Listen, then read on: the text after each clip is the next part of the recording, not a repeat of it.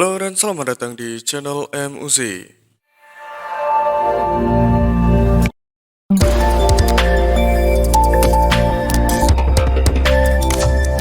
Oke, sebelumnya terima kasih untuk kalian yang sudah mengeklik video ini.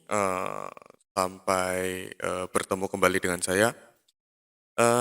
Malam ini, hari ini kita akan membahas sesuatu yang mungkin sedikit berbeda ya, agak sensitif.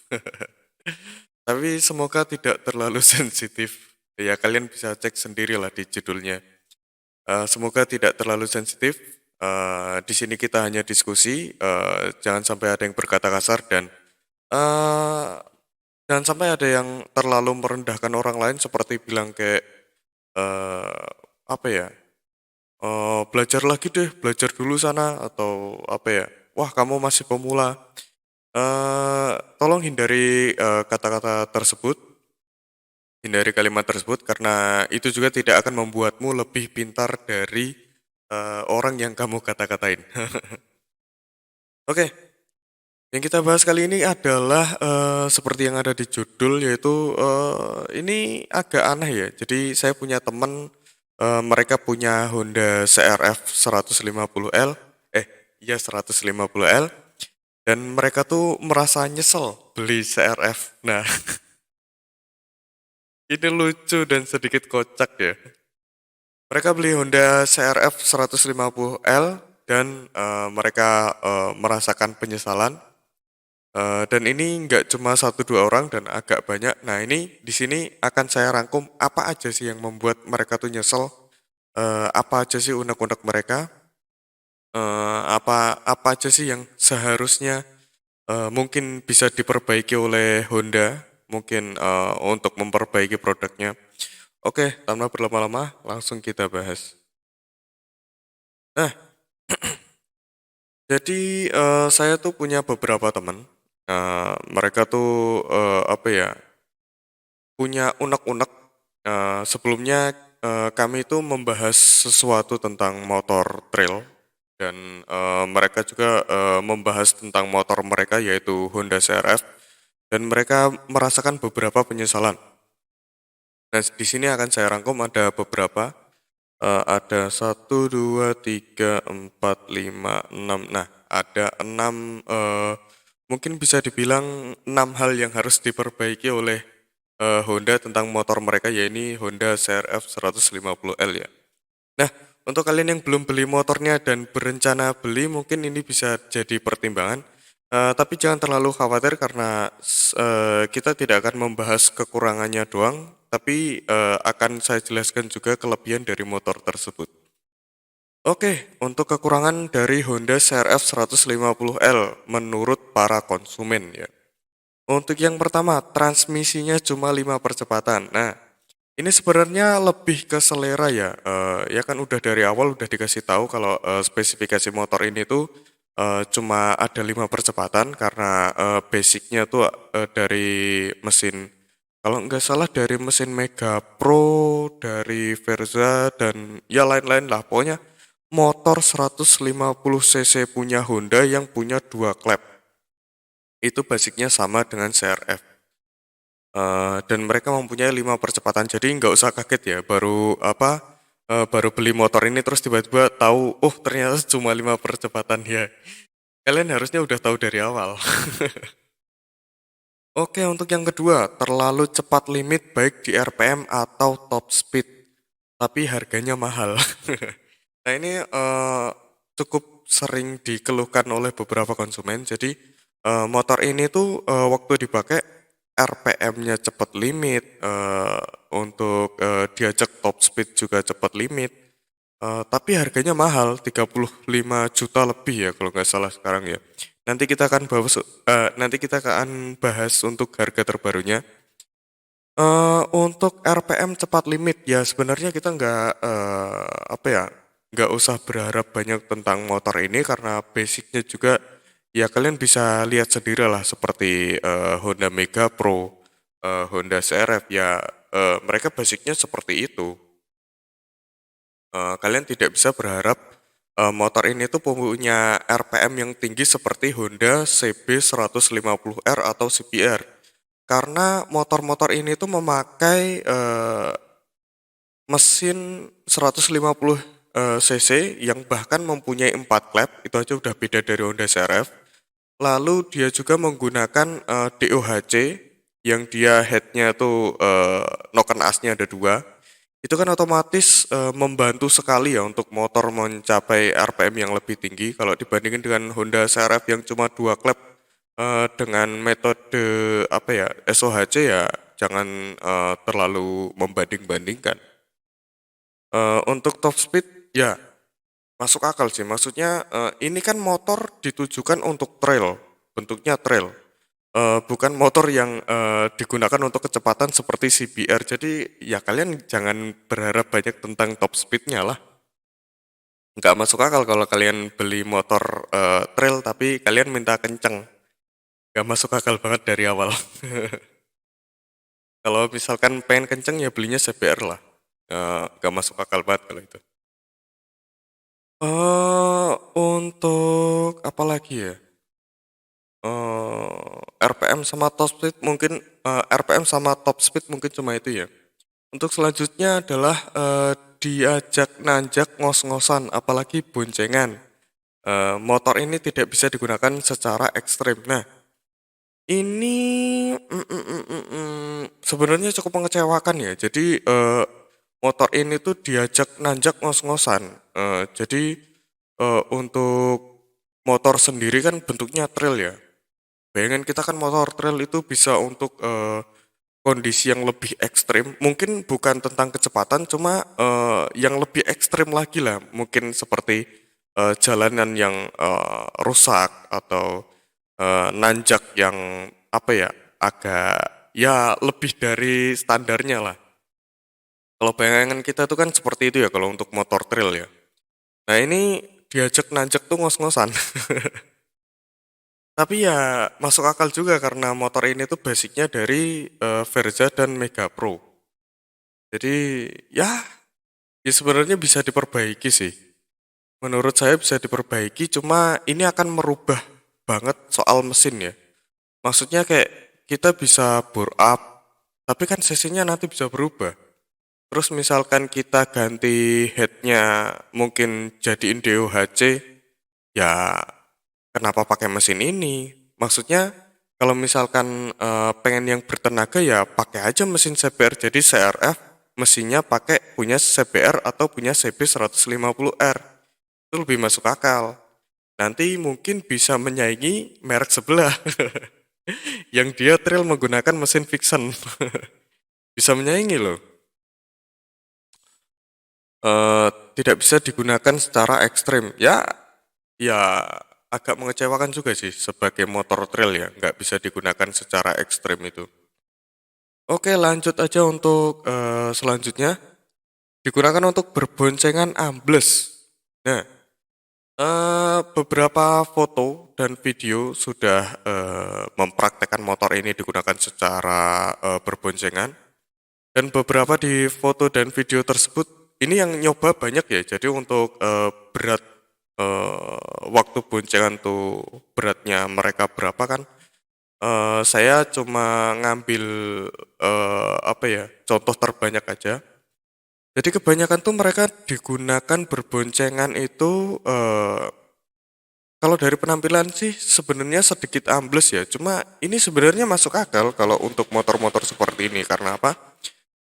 Beberapa motor yang menggunakan monoshock, shock tunggal di tengah untuk shock belakang, itu kebanyakan kalau digunakan berboncengan pasti ya tampilannya sedikit ambles. Jangan samakan dengan motor yang menggunakan double shock, karena ya akan berbeda tampilannya. Kalau monoshock ya kalian bisa sebutin lah di kolom komentar mungkin ya. Kalau kalian pernah melihat monoshock yang digunakan berboncengan dan itu tidak ambles. Saya kira sangat jarang motor yang kayak gitu, kecuali untuk mugi-mugi yang udah 250 cc ke atas mungkin tidak akan ambles ya. Oke, untuk bentuk amblesnya ini sendiri sebenarnya hampir sama seperti kalau kalian menggunakan pernah melihat orang menggunakan Honda CRF 250 cc, CRF 250 rally atau rally itu cara bacanya. Nah, sebenarnya hampir sama kalau misalkan kalian melihat orang menggunakan yang CRF rally itu, padahal cc-nya juga udah 250 dan itu buatan yang termasuk premium, sebuah motor premium. Saat digunakan berboncengan juga sebenarnya untuk bagian belakang tuh terlihat lebih ambles. Jadi bukan jok sih, spakbor belakang tuh kayak mau nyentuh sama ban. Dan dari Honda itu sebenarnya normal. Kalau CRF sendiri itu pernah dipakai untuk sendirian oleh TMC Blok. Kalian kalau kenal Taufik yang bikin blok motor juga, itu pernah pakai Honda yang rally itu, CRF rally, digunakan sendirian pun dia agak ambles ya yang belakang bagian belakang. Jadi mungkin ambles seperti ini tuh normal untuk motor-motor seperti ini ya. Karena menurut saya sih motor trail itu biasanya kan digunakan sendiri ya. Kalau berboncengan mungkin agak kurang cocok. Oke, selanjutnya tidak cocok untuk kaum trabas. Nah ini cukup mengecewakan juga karena motor ini kan berbentuk trail. Bentuk trail itu para konsumen yang beli kan berharapnya tuh wah ini motor trail. Bisa untuk trabas-trabas nih, untuk menjelajah, menyusuri kali lah, menyusuri jalan-jalan yang kurang apa ya, sebenarnya tidak layak untuk dilewati lah kayak gitu. Nah ini beberapa orang yang menggunakan motor ini untuk trabas tuh mereka bilangnya kurang cocok. Alasannya ya bermacam-macam dari yang tadi di awal seperti apa ya, RPM-nya cepat limit, mungkin top speed ya kalau top speed nggak terlalu bermasalah ya top speed karena kalau trabas kan nggak mungkin kita kenceng-kenceng. Mungkin di torsi. Nah, ngomongin soal torsi, beberapa orang yang menggunakan CRF bilang ini adalah motor torsi. Saya kurang sepakat. Saya bilang motor ini memang tenaganya kurang, tapi masuk akal karena mesinnya juga basicnya tuh dari Mega Pro atau Verza. Kalau misalkan dibilang motor torsi, gimana ya? Torsinya aja dia masih kalah dari Yamaha Vixion. Vixion dari zaman dahulu, dari zaman yang ban kecil sampai yang terbaru sekarang, torsinya masih kalah. Oke lanjut, untuk selanjutnya adalah motornya bikin capek dan membosankan. Ya, beberapa orang yang membeli motor ini tuh ada yang mengeluh motor ini bikin capek mungkin karena tingginya ya. Ya seperti yang kita tahu untuk motor CRF ini kan tinggi joknya tuh lebih tinggi daripada KLX. Kalau KLX itu kan udah dipasarkan duluan dan itu udah beberapa tahun ya. Mungkin mereka tuh kenalnya motor trail tuh KLX tingginya segini, bentuknya sekian, ukurannya sekian. Begitu datang Honda CRF, mereka merasakan, kok tinggi banget ya, lebih tinggi dari KLX ternyata. Nah mungkin alasan-alasan ini yang bikin capek, mungkin kayak gitu ya. Kalau kalian punya alasan tersendiri kalau motor ini, kenapa sih motor ini bikin capek ya tambahkan aja di kolom komentar. Motor ini membosankan. Nah, masalah bosen sama enggak itu masalahnya gini loh. Semua motor itu bisa bikin bosen. Gak cuma motor, mobil pun bisa bikin bosen karena itu adalah selera masing-masing dan apa ya, tergantung tingkat kebosanan seseorang. Jadi ada orang tuh yang punya barang sebentar-sebentar bosen. Ada yang orang tuh punya barang sampai bertahun-tahun sampai barangnya rusak pun dia nggak bosan. Jadi itu selera masing-masing ya. Itu yang terakhir sih untuk rangkumannya. Oke, setelah kita membahas kekurangan kita akan membahas untuk bagian kelebihannya. Nah, motor ini nggak cuma punya kekurangan tapi juga punya kelebihan. Untuk kelebihan yang bisa kalian dapat dari motor ini, kalau dari saya ya, kalau dari saya kalian bisa mendapatkan apa ya? Yang pertama adalah bentuknya udah bagus. Jadi tidak perlu modif penampilan. Standarnya aja udah bagus. Jadi motor CRF sendiri kan udah pakai USD itu cukup bagus untuk penampilan. Walaupun warnanya kurang matching ya karena USD-nya tuh setauku sih paling banyak tuh warnanya kuning. Dan kuning kalau dipadukan dengan warna lain tuh kurang cocok. Mungkin lebih bagus lagi kalau besok diganti warna hitam atau warna silver tuh mungkin lebih cocok, lebih netral lah warnanya. Kalau kuning kurang netral. Tapi untuk secara bentuk sebenarnya udah bagus penampilannya. Jadi untuk ban-ban juga udah bagus. Kalian nggak perlu ganti jadi ban besar. Kalau kami yang pengguna CRF tuh bilangnya ban sumo ya. Kalian nggak perlu menggunakan ban besar untuk mengupgrade penampilan karena sebenarnya untuk bentuk standarnya aja udah bagus. Jadi ya hemat lah, kalian beli ini udah beli motor, motornya datang itu udah bagus, tinggal dipakai aja, nggak perlu modif-modif apapun lagi. Selanjutnya, mesin sederhana. Ya, karena ini basicnya dari Verza dan Mega Pro, jadi lumayan sederhana.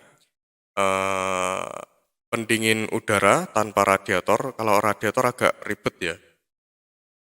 Pendinginnya udara, jadi untuk berjelajah juga lebih enak. Tidak perlu mikirin apa ya.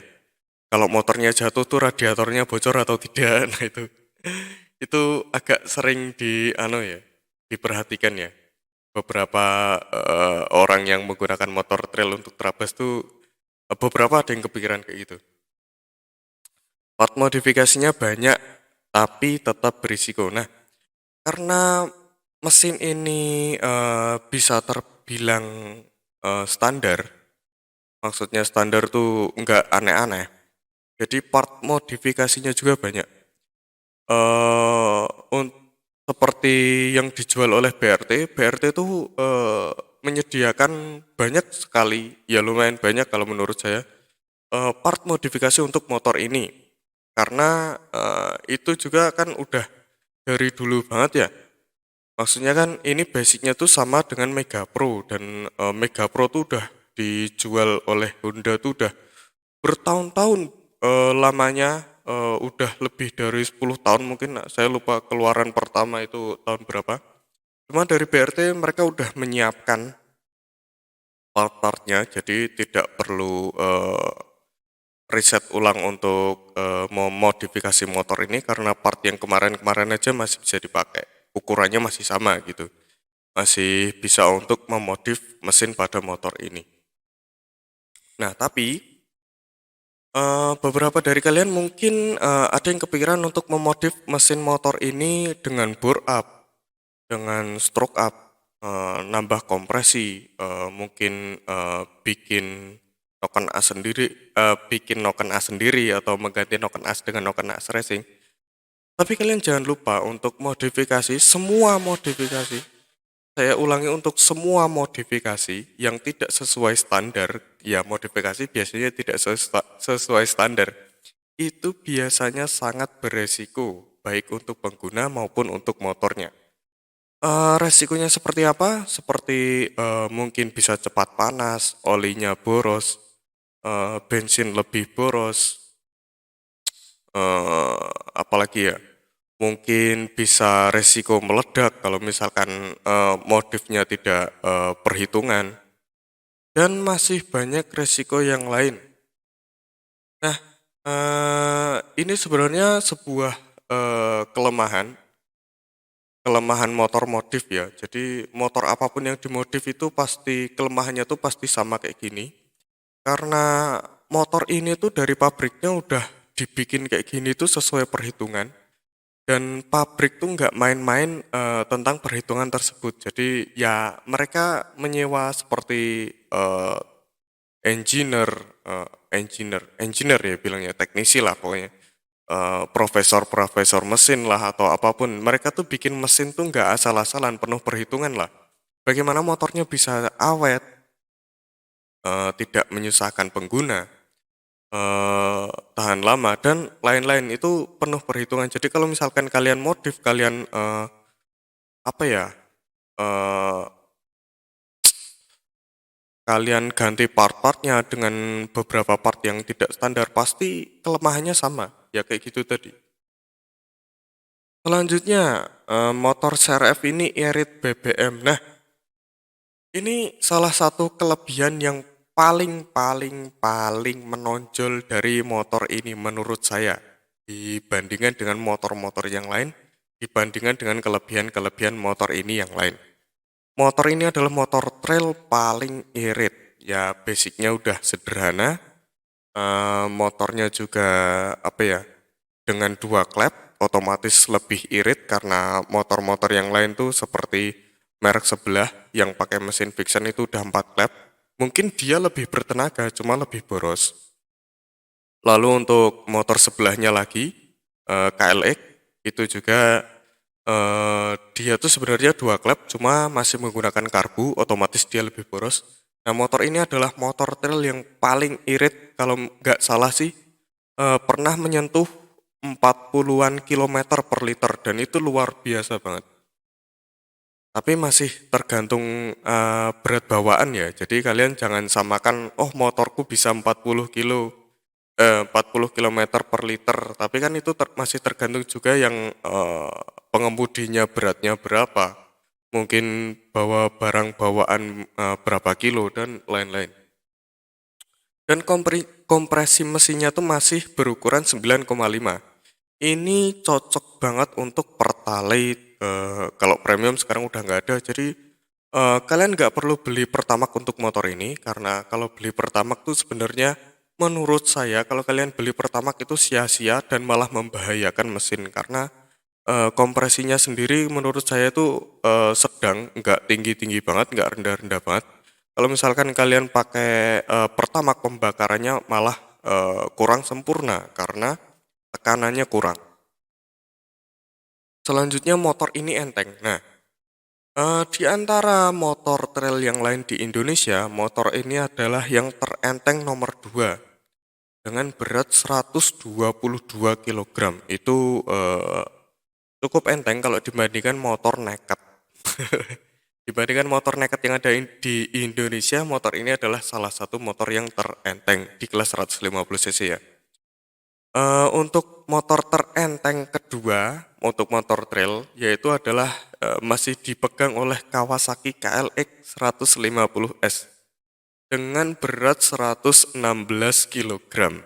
Itu cukup enteng banget. Eh, ya enteng banget lah kalau misalkan kalian terbiasa menggunakan motor naked terus ganti pakai KLX yang ini, entengnya kebangetan sih sebenarnya. Untuk, motor yang, lumayan berat, di merek sebelah yaitu WR155R itu ada 134. Wajar dia berat, mesinnya cukup besar dan masih ditambah air radiator. Ya wajarlah. Oke, untuk kelebihannya mungkin, itu saja dari saya. Kalau misalkan kalian mempunyai, tambahan kelebihan yang lain bisa kalian tambahkan di kolom komentar. Atau kalau kalian mempunyai kekurangan, pendapat kekurangan lain tentang motor ini, kalian bisa tambahkan juga di kolom komentar. Selanjutnya tentang harga. Nah ini, agak banyak dicari ya oleh masyarakat Indonesia untuk harga terbaru dari Honda CRF 150L di tahun 2022. Untuk harga terbarunya saat ini adalah menyentuh 35.380.380.000. Itu OTR Jakarta. Jadi untuk daerah yang lain mungkin ada beberapa perbedaan harga yang mungkin selisihnya mudah-mudahan sih nggak lebih dari 1 juta. Tapi untuk daerah lain pasti ada perbedaan harga lah. Nah, mungkin cukup segitu aja yang bisa yang bisa saya sampaikan. Kalau kalian punya tambahan, sanggahan, atau pertanyaan bisa tambahkan juga di kolom komentar. Kurang lebihnya mohon maaf dari saya. Ya, selamat malam.